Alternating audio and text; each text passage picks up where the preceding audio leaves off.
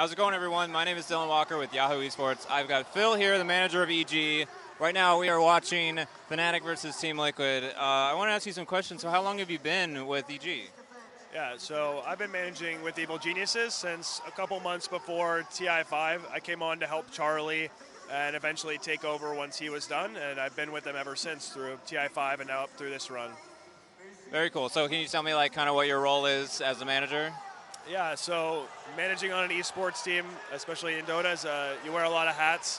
I do anything from managing sponsor relations, making sure that they're getting like what they need out of the players, to making sure the players get what they need out of the sponsors, to managing player relationships, making sure people are getting along, working together, and working towards our common goal.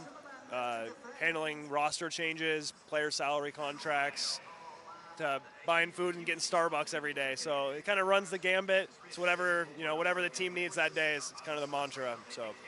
Well, so can you tell me maybe some of the challenges you face there? Does Sumail come in the morning and he's like, "Where's my latte?" Or is there anything crazy? I don't know. Uh, they're all good guys. Like everybody has their peculiarities, but I used to work in politics for managing or working with a congressperson, and the congressperson, you knew that after a hard day, the thing that always made her like a little easier to work with was if you had a Diet Coke for her and a pack of like the fruity Skittles, like the tropical ones. And it's not too different. Like everybody's got what makes them tick a little bit better, and so you try and learn and know what helps your guys and make sure it's always there for them. Some guys it's a pick me up in the morning. Some guys they just want to chill out and watch Survivor in the evening and forget about the day. So For TI5, when your team won, how did you feel when that happened? felt good. I've been on the team for only a few months, so I don't have a whole lot of claim to fame for the TI victory. But I was a part of that team, and I helped with a lot of things on it, and I was working particularly close with Sumail and making sure his experience was good at the time. And I think everybody just felt incredibly proud. But that team is the players and Charlie's achievement above all else.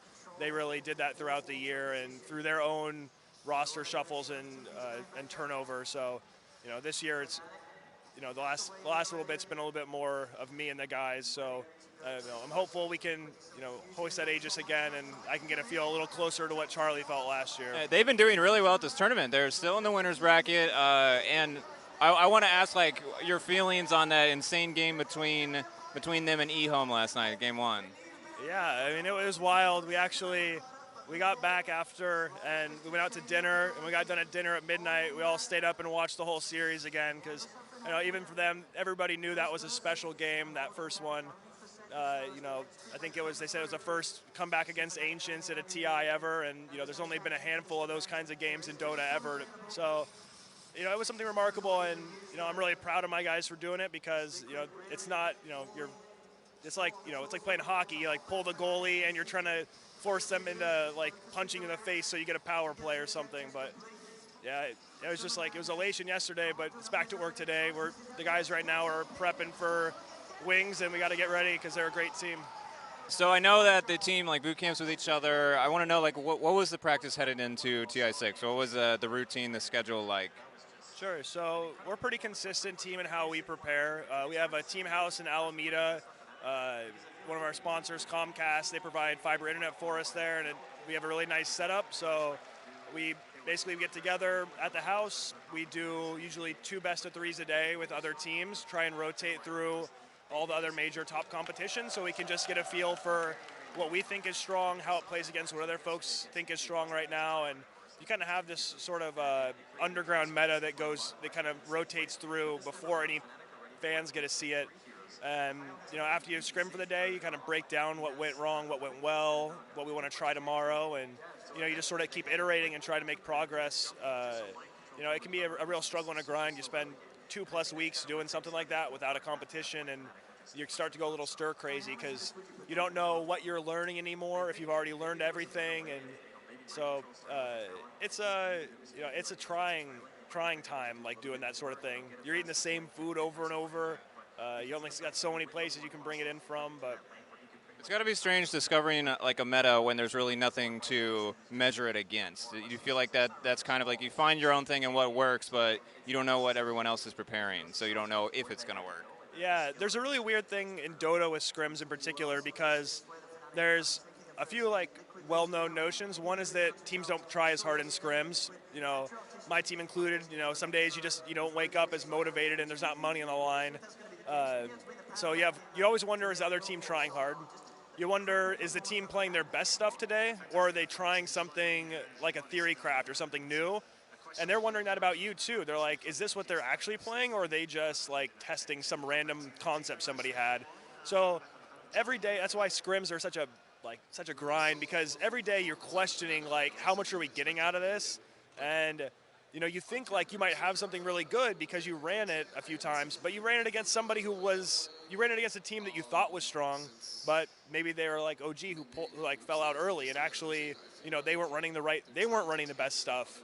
And so there's like all this sort of conflicts, and you really never know what's good until you get to the tournament. And that's when the cards everybody puts their cards on the table and you find out who's actually got the flush straight. So I know you're with the players a lot. Do you have any like special stories, any times that, between them and the fans or just around them in general?